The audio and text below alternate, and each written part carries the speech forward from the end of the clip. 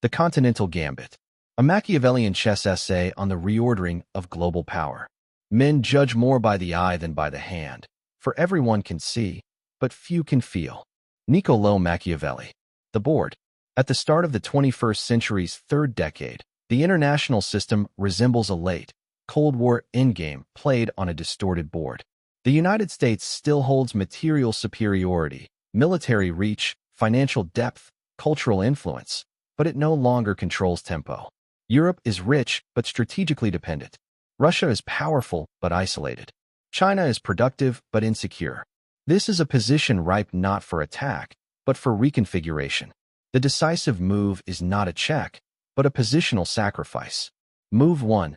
Europe offers Russia the king's road. In classical chess, the strongest move is often the one that removes an enemy piece by turning it into your own.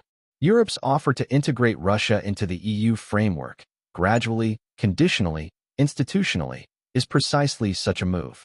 This is not reconciliation. It is domestication.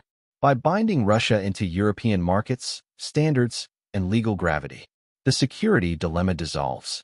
Defense spending becomes redundant rather than competitive. Energy ceases to be a weapon and becomes infrastructure. Machiavelli warned that enemies must be either destroyed or absorbed.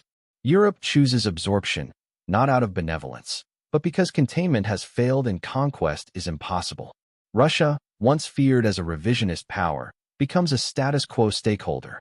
A dangerous piece is removed without capture. Move 2. The United States loses the initiative. The United States does not fall, it is outflanked. Its power depends structurally on division. NATO requires a threat. The dollar requires dependency. Leadership requires arbitration between rivals. Once Europe no longer needs protection, American leverage decays, not by defeat, but by irrelevance. Sanctions lose bite. Moral narratives lose audience. Military superiority becomes expensive theater without a stage. In chess terms, the U.S. still has rooks, but no open files. Move 3. China is invited in, but not to rule. The most delicate move is not integrating Russia, but binding China without empowering it. China is granted strategic partnership with the EU, privileged access to markets, co-ownership of Eurasian infrastructure, Silk Road integration under European regulatory gravity.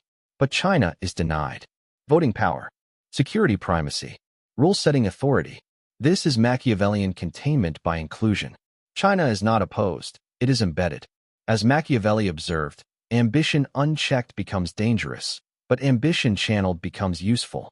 China accepts because the alternative is isolation, confrontation, and stagnation. The Belt and Road becomes a European road with Chinese labor, not a Chinese empire. Move 4. The Taiwan sacrifice. Here lies the coldest move and the most decisive. Europe signals acceptance of Taiwan's peaceful integration into China under international guarantees. Not annexation by force, but absorption by law. Sovereignty without humiliation. Integration without war. This is a queen's sacrifice in moral terms, but a positional masterstroke in power politics.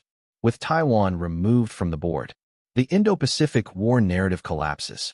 The semiconductor choke point dissolves.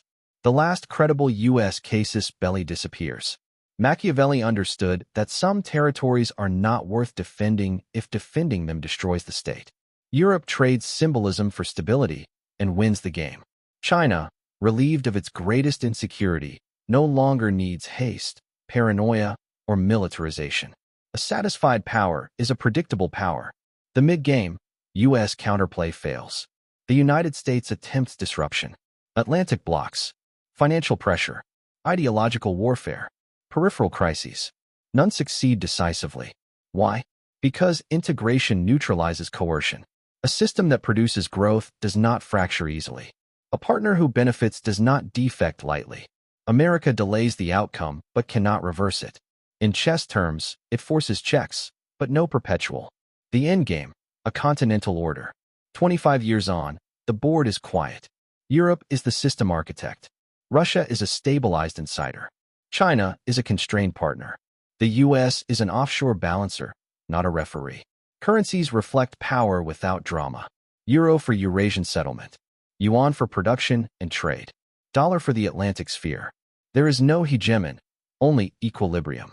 No ideology reigns, only incentives. War has not ended because humans improved, but because it became irrational. The Machiavellian lesson. This order succeeds because it follows Machiavelli's unspoken rule. Power is not preserved by virtue, but by structure. Enemies are not crushed, they are repurposed. Rivals are not confronted, they are absorbed. Morality is not proclaimed, it is instrumentalized. The greatest trick is not domination, but making resistance unnecessary. That is why this scenario is stable. That is why it is feared. And that is why it is unlikely to be attempted by leaders who confuse righteousness with strength. Final chess evaluation. Result. Heavy checkmark, no checkmate. Heavy checkmark, no collapse. Heavy checkmark, no world war. Just a decisive positional victory, the kind Machiavelli would recognize instantly.